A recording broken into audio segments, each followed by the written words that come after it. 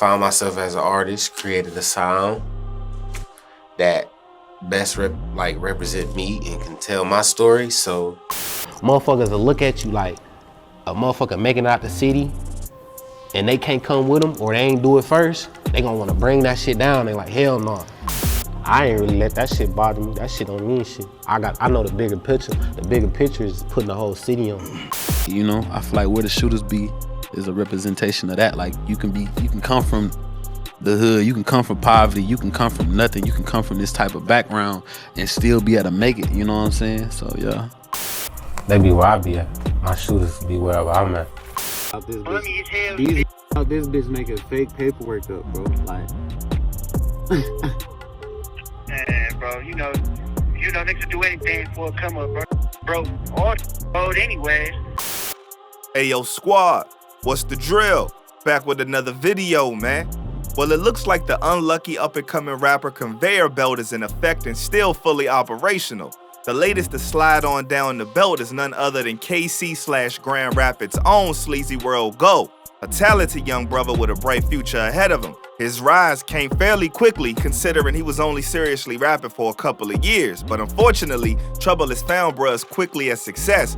With the full attention of the Alphabet Boys and the burden of having to defend yourself against the street sin like snitching, it's safe to say Sleazy got a lot on his plate. So what's the deal with Sleazyworld Go? Will he be able to continue to climb the ladder of success? We gonna find out.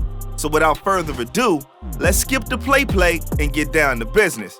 Sleazyworld Go is a fairly new rapper who just got popping on social media platforms such as TikTok and Instagram. He was born Joseph Isaac on January 17th, 1998 in Grand Rapids, Michigan. As a youngin', his father put him on to rap. Eventually, his first bout with rapping came in the form of him battling his brother. And this is at the age of like 5 and 6. Their father was really training them for combat, huh man? Still, his love for music wasn't quite there yet. Liquor, I depended on music, so it's like, I already love music, hella, but I just didn't, I ain't love making music. As he got a little older, his favorite artists became Kanye, Gucci, and Boosie. He would bump them all day. I'm gonna say like Lil Boosie, Gucci. Okay.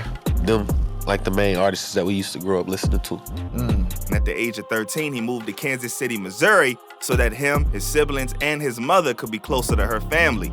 Kansas City is also known as KC Mo, home to some of the trillest rappers and kings of the underground such as Tech 9 and the big homie Rich the Factor. But the famous rappers out of Tech 9. Yeah, Tech 9 is what I was thinking of. I just didn't want to get it wrong.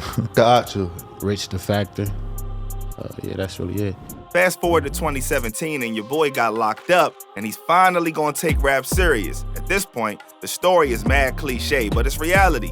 When you have a lot of time on your hands, wanting to dabble with your potential creative gifts can come naturally. But before we jump into his rap career, we gotta break down what got bruh put in the clink. Turns out in 2015, my guy was doing hood rat stuff with his friends and smoking cigarettes because he really liked doing bad things. If you don't get that reference, then you wasn't inside back in the day. But anyways, that was the year that Sleazy got hemmed up on an armed robbery charge, to which he pleaded guilty wisely.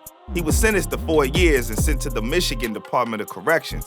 Unfortunately, since Sleazy wasn't a well-known rapper or a rapper at all, there's very little information about this case. However, there are remnants of this whole situation that will come back to haunt him in more recent times, but we'll get to that later. Once released from prison, bruh had a new lease on life and jumped straight in the booth. Thus, he began his music career in 2020 and released his first song, Sliding, in early March of that same year. I dropped some shit called Sliding. Yeah, I dropped some shit called Sliding and shit. That's probably what you meant. I ain't know that shit was going crazy for a minute. The crazy thing is, as soon as he started to take music more serious and was actually dropping joints, boom, the bat stew flu caught the world by storm and shut everything down. Everything was at a standstill and Sleazy began to lose faith and think his chances of creeping on the come up were all gone. That sentiment would prove to be false, and actually quite the opposite happened. It turns out that since everybody was at home and bored, They had their faces glued to their phones and computers more than ever and were starving for new music from new artists. This allowed him to really get his shine on more and more. 2020 saw a release of his project Big Sleaze, which was headed by the popular single Pass Me the Glock. The Sleazy Way also dropped that same year, followed by the heavy hitter singles like Baghdad Flow and Let Me Talk My Ish in 2021. His Thug You and Sleazy projects also came out in 2021 as well, with Sleazy Flow hitting the web in 2022. This is the song that really gained him his momentum on social media. This led to a swift courting from labels and Have I ever signed a record deal? Yes. I'm signed to a major label now, Island Records.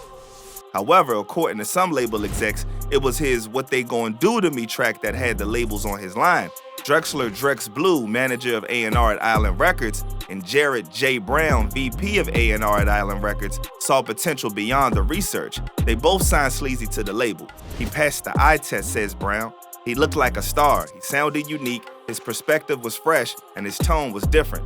What a dope moment for bruh. It's like the stars were aligned for that man and he was finally about to get his flowers. Unfortunately, you know how the game goes. Rappers with hood history often catch bad luck quickly. It's like trouble be stalking them like a thugged out episode of You. And when it finally catches a rapper in a vulnerable position, it strikes like a cobra. Per court documents obtained by All Hip Hop, the Sleazy Flow rapper is the subject of an investigation being conducted by the Bureau of Alcohol, Tobacco, Firearms, and Explosives, or ATF for short. Task Force Officer Nicholas Horion is said to be seeking permission for a search warrant in order to obtain DNA from bruh. Horion wants to use DNA for the ongoing federal investigation. The results could end up resulting in a possession of a firearm and ammunition charge for Sleazyworld. He could also be charged with an unregistered machine strap. Your boy Go has reportedly been under police surveillance since getting out of prison in 2020. The ATF became involved last July when they claimed to have received an anonymous tip from an individual in possession of 2 photos with your boy Ho and a heater. They've been reportedly stalking him out ever since, with donuts and coffee fueling their every movement. According to the documents, things came to a head last October when a federal search warrant was executed on Sleazyworld Go's Facebook and Instagram social media accounts. After combing through his profiles, the ATF reportedly found multiple transactions involving illegal substances as well as proof pertaining to the purchase and possession of multiple firearms. They got a search warrant for this man's Facebook and Instagram page, and they seen transactions of deals, both buying and purchasing, as recently as last month. Federal authorities began keeping a closer watch on the 24-year-old rapper, and he and a friend were reportedly observed traveling from Kansas City handling multiple heaters. Due to Sleazyworld Go's open possession of firearms despite his status as a convicted felon, the presence of several armed gang members from the Sleazyworld Go Brotherland gangs, and the knowledge known to ATF personnel that the members of the gangs are associated with straps, melee, sales, and illegally modified fully automatic firearms, investigators determined enforcement action was appropriate. The documents read ATF personnel contacted tactical officers of the Kansas City Police Special Operations Unit.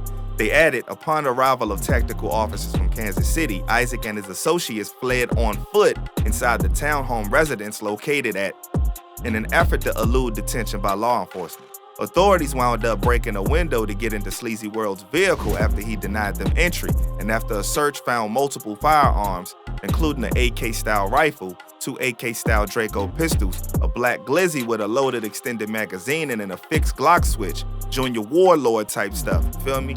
Multiple rounds of various ammunitions were also found, and the Honorable Lawana M. Counts of the Western District of Missouri is reviewing whether to bring charges against Mr. Go.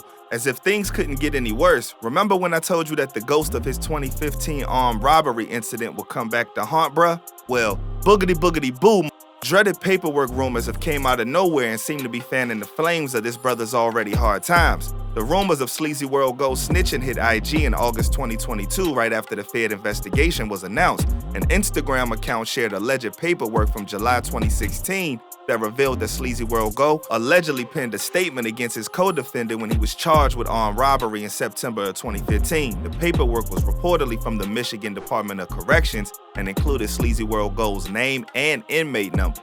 Oh boy, On Thursday, August 25th, 2022, a post on the 954 Fast Pitch TV Instagram account showed the alleged paperwork from July 2016. One slide shows a handwritten statement where the person who wrote it appears to be asking for forgiveness from a judge. The other set of papers are typed out and look like a transcript from a deposition or court case where the interviewee is describing a crime.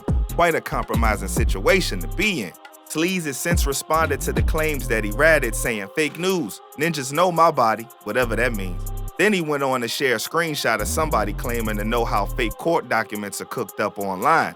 "I ain't know ninjas was making fake paperwork out here on ninjas. This ish getting scary," Sleazy wrote. As added confirmation, Sleazy got on the phone with his co-D he supposedly told on and let him explain there is no validity to the allegations. At a moment where he was seemingly about to be on top of the world, negativity followed him and slowed down his trajectory. However, it doesn't seem that all this BS has slowed him down to a complete standstill. One thing he has in his favor is his talent. If he stays consistent, he will more than likely be able to weather the storm when it comes to the alleged snitching. We're almost at the point where listeners don't care, which is sad, but it's also understandable. There's also the fact that there's no way to tell if it's real or not, so it's best if we just keep it moving. Now, in terms of the Fed case, that's a whole nother story. We'll have to see where that go. And you know we're gonna keep you updated. But in the meantime, stay smart, stay alert, and stay real. I'm out, y'all.